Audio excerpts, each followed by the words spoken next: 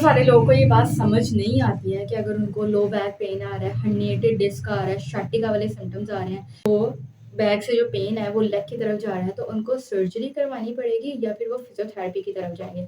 अब कभी-कभी जो है वो इस सोच में होते हैं कि अगर अभी हम फिजियोथेरेपी करवा लेते हैं तो क्या बाद में सर्जरी ना करवानी पड़े, या अगर हम अभी सर्जरी करवा लेते हैं तो हमारे लिए फिजियोथेरेपी बेस्ट ऑप्शन तो नहीं था।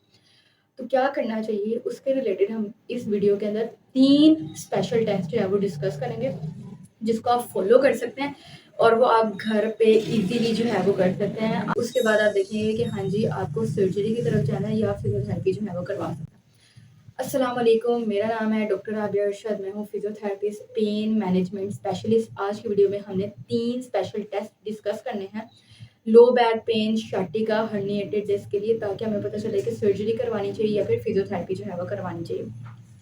और इसमें ये भी डिपेंड करता है कि आपका जो बैक पेन आ रहा है वो एक्यूट है या फिर क्रोनिक है। एक्यूट का मतलब आपका बैक पेन अभी-अभी स्टार्ट हुआ है और वो लेग की तरफ जा रहा है। क्रोनिक का मतलब ये है कि भाई काफ़ी देर से चल रहा है, ठीक है? या 2-3 मंथ्स हो गए हैं, 6 मंथ्स हो गए हैं, या 1 ईयर वाला सीन आ गया, इससे ज़्यादा हो गया है और आप ये सोच रहे हैं कि हम इसी तरफ रहें या फिर हम सर्जरी की तरफ मूव ऑन करें। तो 3 स्पेशल टेस्ट परफॉर्म करके हम चेकआउट कर सकते हैं कि हम क्या करना चाहिए। सबसे पहला जो टेस्ट आएगा हमारे पास वो होगा एसएलआर। एसएलआर टेस्ट होता है जो हमने पैसिव करना है।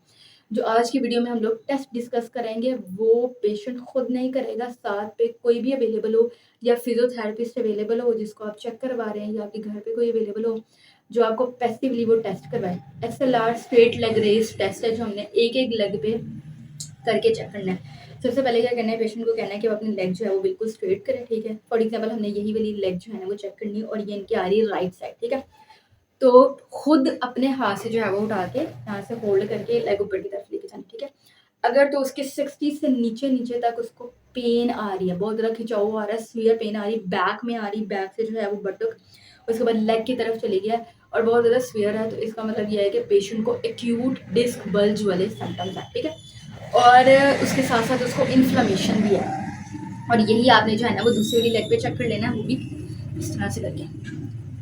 और अगर तो 60 से ऊपर आ रहा है तो there is some other condition, ठीक है? 60 से नीचे-नीचे उसको आपने चेक कर लेना है और चेक करने के बाद आपको पता चल जाएगा कि कौन सी वाली चीज़ आ रही है, ठीक है? फॉर एग्ज़ाम्पल अब पेशेंट को मैंने जो है ना वो ये वाली लेग चेक किया, ठीक है? ये हम लेके गए हैं और उसको जो है ना दूसरी वाली लेग, ठीक है? मतलब मैं ये चेक कर रही हूँ और उसको दूसरी वाली लेग के अंदर जो है ना सेम सिम्पटम्स आ रहे हैं कि उसको पेन आ रहा है और उसका जो है ना वो लेग में आगे की तरफ जो है ना वो पेन जा रहा है। इसका मतलब है कि ये हमारे पास वेल लेग साइन है, ठीक है? जिसमें एक की वजह से दूसरे पे भी इफ़ेक्ट आ रहा है और इस कंडीशन को हम कहते हैं, इस कंडीशन के अंदर इन्फ्लेमेशन जो है ना वो बहुत ज़्यादा होती है और सबसे पहला हमारा गोल होता है कि हमने इन्फ्लेमेशन को कंट्रोल करना, तो वो जो है वो देखा जाएगा।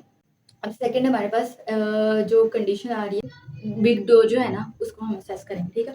पेशेंट इसी तरह से जो है वो लेटा होगा, उसको ना ये इस तरह से करके आपने नीचे कर देना है, सिर्फ और सिर्फ बिग टो करना है, बाकी फिंगर्स नहीं करनी, ठीक है? ये पाँव का जो अंगूठा है, ठीक है? इसको नीचे की तरफ कर देना, नीचे की तरफ कर दिया और पेशेंट को कहना है कि इसे ऊपर की तरफ लेके आओ, ऊपर की तरफ करें, ठीक है?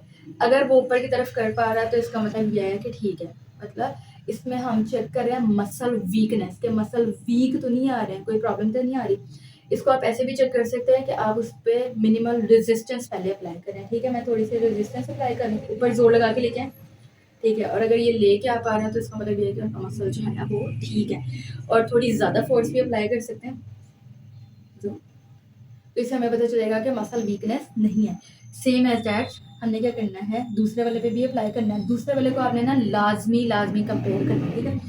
सेम, ठीक है? ऊपर की तरफ लेके आएँ, थोड़ी ज़्यादा करनी है, ठीक है? और बिल फर्स्ट क्या होता है कि आपने ना एक की तरफ की है और दूसरे की तरफ किया है, तो आपको इनमें डिफरेंस फील हो रहा है, ठीक है? इससे तो एक तो आपको ये पता चलेगा मसल वीकनेस वाला इश्यू है, अगर कोई है तो, कि भई अगर नहीं आ पा रहा, एक जो है मैंने उसको करवाया वो अच्छे तरीके से पढ़ा के है और जो दूसरा वाला था उसमें प्रॉब्लम आ रही है कि वो फ़ौरन ऊपर नहीं आ पाया, इसका मतलब वो वाली साइड का मसल जो है ना वो वीक है।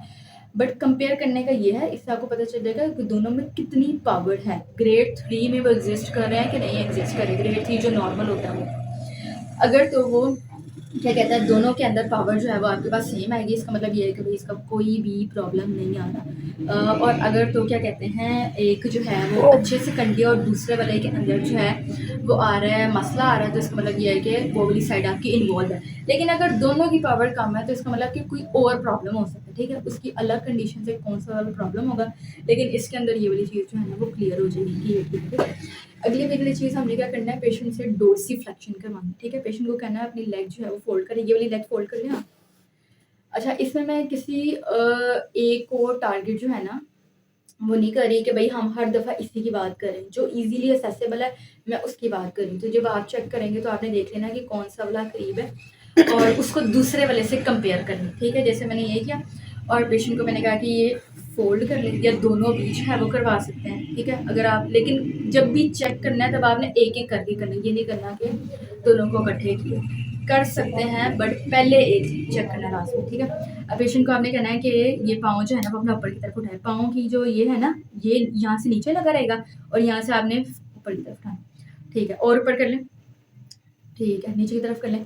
अगर ये कर पा रहे हैं तो इसका मतलब ये है कि ये ठीक है, और आप उसके बाद इस पर रेजिस्टेंस अप्लाई करके चेक कर सकते हैं, आपको पता चलेगा कि मसल की पावर कितनी है। चलें जी, पाँव पर लेके जाएँ और अच्छे से, ठीक है। उसके बाद आप ज़्यादा रेजिस्टेंस भी अप्लाई करके चेक कर सकते हैं। अब आपने ज़्यादा ज़ोर से लेके जाएँ और अच्छे से, ठीक है। ये भी आपने चेक कर लिया। उसके बाद दूसरे को भी कंपेयर कर लेते हैं, दूसरा भी फोल्ड कर लें, दूसरा दूसरा फोल्ड कर लें, ठीक है। सेम है, आपने जो है ना वो इसको भी इसी तरह से चेक कर लेना, आपको पता चल जाएगा कि मसल वीकनेस है कि नहीं है।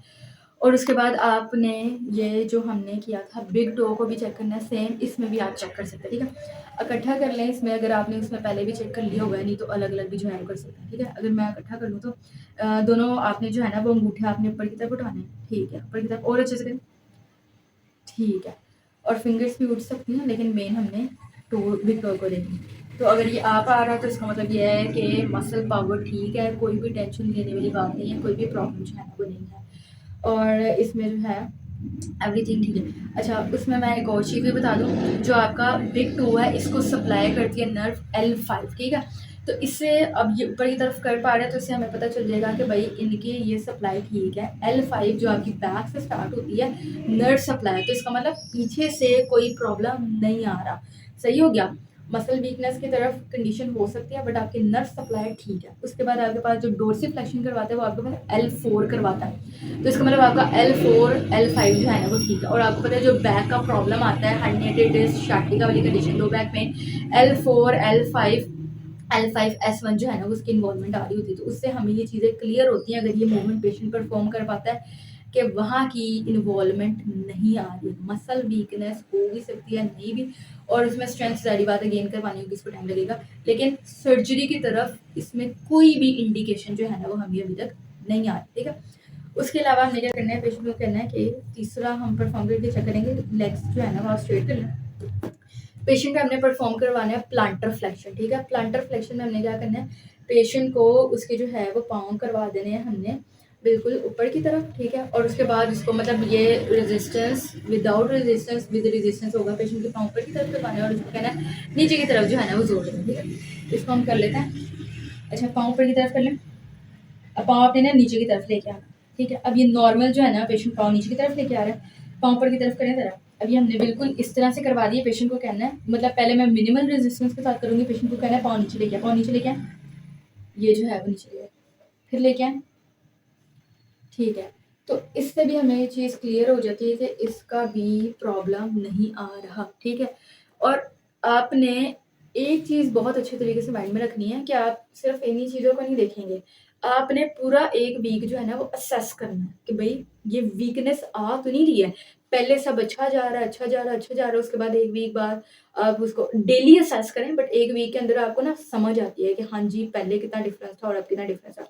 अगर तो पाँव जो है ना वो बिल्कुल नीचे की तरफ जाना शुरू हो गया, मतलब फुट ड्रॉप की तरफ जा रहा है, तो इसका मतलब ये इंडिकेशन है कि आपको सर्जरी की तरफ जाना पड़ेगा कि भाई अगर फुट ड्रॉप हो गया इसका मतलब मसल वीकनेस आ रही है, नर्व जो है ना वो आपके पास इन्वॉल्वमेंट हो रही है और आपको जो है ना वो इंडिकेशन मिल रही है कि हाँ जी वीकनेस है, वीकनेस है, वीकनेस है, तो अब सर्जरी की तरफ जाना।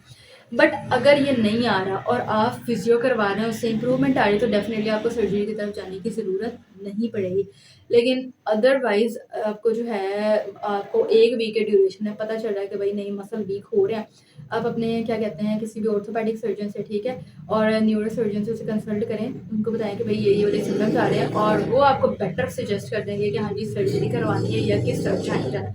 अदरवाइज़ ये 3 चीज़ें हैं जिनको आप फॉलो कर सकते हैं और आपको पता चलेगा कि क्या चीज़ जो है ना वो हमने करनी है। और उसके अलावा जो है, जब आपका sciatica, low back, herniated disc वाली कंडीशंस होती हैं, उससे रिलेटेड मैंने डिटेल्ड वीडियो बनाई हुई है 3 पार्ट्स के अंदर। एक्यूट कंडीशन होगी तब क्या करना है, क्रॉनिक होगी तब क्या करना है, और क्या-क्या मिस्टेक्स आप कर रहे हैं और उनको करेक्ट कैसे करना है sciatica वाली कंडीशन में। तो आप वो वीडियो जो है डिस्क्रिप्शन बॉक्स में उसका लिंक अवेलेबल है, वहाँ पे जो है वो जाके देख सकते हैं। इसके अलावा अगर किसी ने मुझसे 1-on-1 कंसल्टेशन करनी है, ऑनलाइन कंसल्ट करना है, फिजिकल कंसल्ट करना है, ऑनलाइन कंसल्ट करना है, आप अपनी अपॉइंटमेंट जो है वो बुक कर सकते हैं, व्हाट्सएप के थ्रू कर सकते हैं, वेबसाइट के थ्रू जो है वो कर सकते हैं। और उसके बाद आप जो है अपनी डिटेल डिस्कशन कर सकते हैं। Audio video call option available है। फिजिकल करनी है if you are in Lahore, तो लिंक आपको मिल जाएगा कि कहाँ पे जो है ना वो आपने आना है। वैसे भी आपके पास नीचे अवेलेबल है, फ़ोन नंबर भी अवेलेबल है, एड्रेस भी अवेलेबल है, उसको फॉलो करें और अपनी अपॉइंटमेंट बुक करें, ताकि आपको कोई भी प्रॉब्लम आ रही है आप फ़ौरन कंसल्ट करें और better to start your rehab अगर तो आपको सारी प्रॉब्लम्स हैं। Thank you so much. अल्लाह हाफ़िज़।